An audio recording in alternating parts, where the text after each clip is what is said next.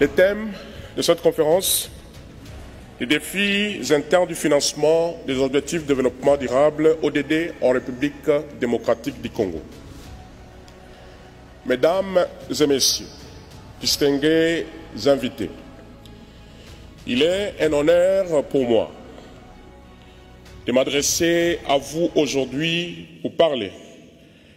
des défis internes de financement dont notre pays, la République démocratique du Congo, fait face, principalement en ce qui concerne l'aménagement du territoire et sur les investissements clés et prioritaires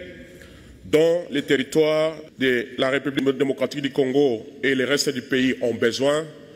en vue d'atteindre l'agenda 2030 ou l'agenda 2063 de l'Union africaine. Je tiens également à profiter de cette occasion pour féliciter les réseaux de solutions pour le développement durable sous le leadership du professeur Jeffrey Sachs pour le lancement de la nouvelle Commission mondiale pour le financement des ODD en milieu urbain et pour la publication du rapport sur le développement durable 2023. Mesdames et messieurs, la République démocratique du Congo, mon pays, est l'un des plus grands pays d'Afrique et s'étend sur 2 345 409 km².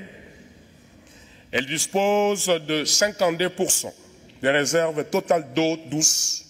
du continent africain.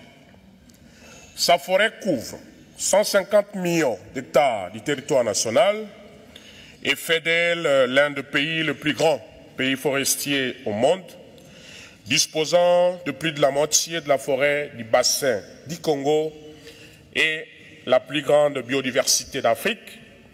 qui nécessite la mobilisation des efforts des uns et des autres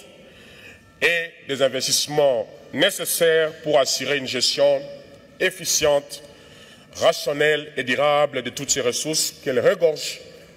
et leur valorisation locale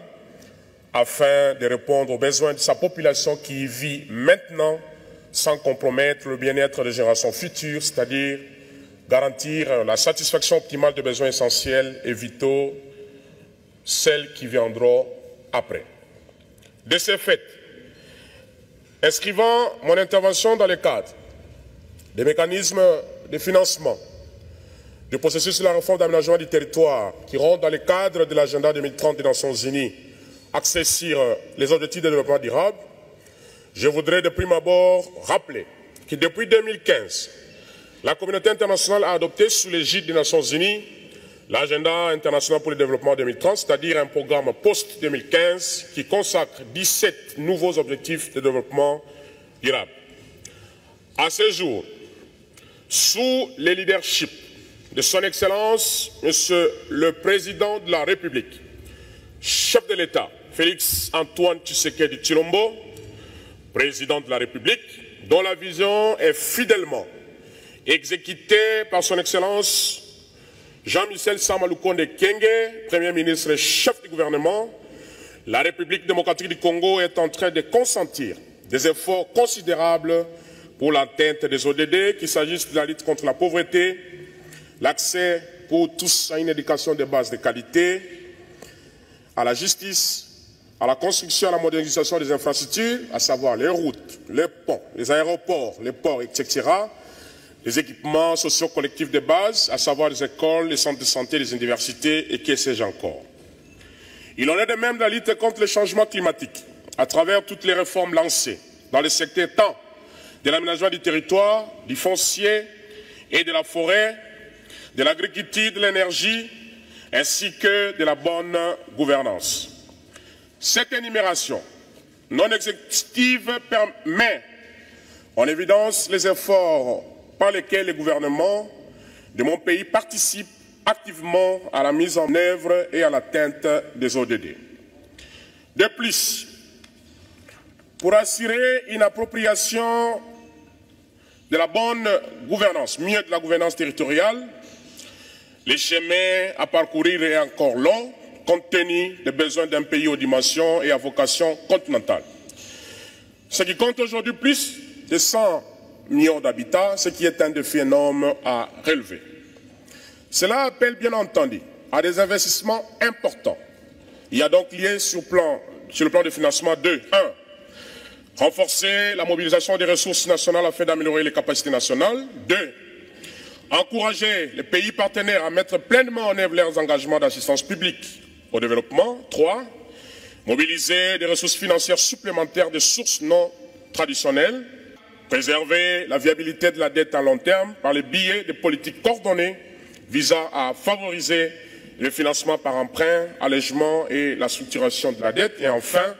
mettre un accent sur la promotion des investissements pour attirer les investissements directs étrangers. S'agissant des besoins clés et prioritaires en termes d'aménagement du territoire et le reste dans l'ensemble de notre pays pour atteindre les objectifs de développement dans le cadre de l'agenda 2030 et ou 2061 de l'Union africaine, permettez-moi, en tant que ministre de l'aménagement du territoire, de réaffirmer ma conviction en notre capacité à réaliser l'agenda 2030 et 2063 de l'Union africaine, suivant les orientations stratégiques de la politique nationale d'aménagement du territoire, dans le domaine des infrastructures et voies de communication, routes, voiries urbaines, mobilité urbaine, chemins de fer,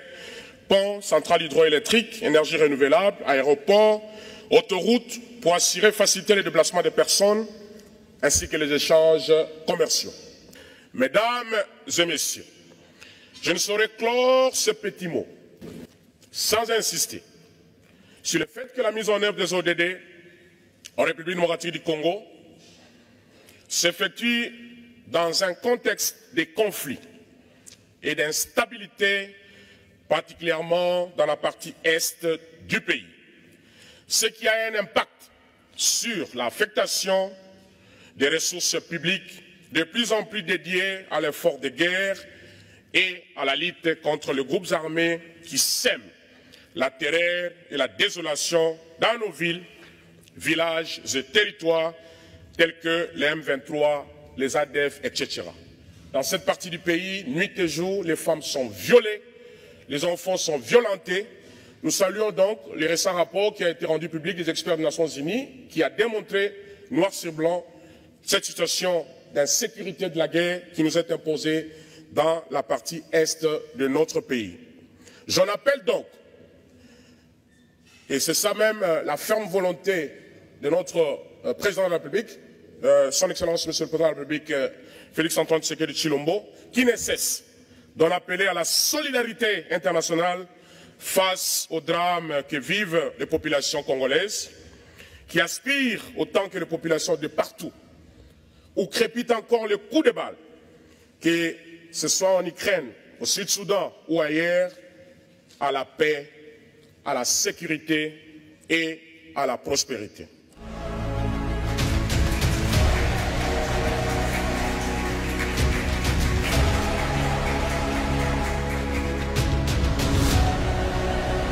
Merci à vous, votre Excellence.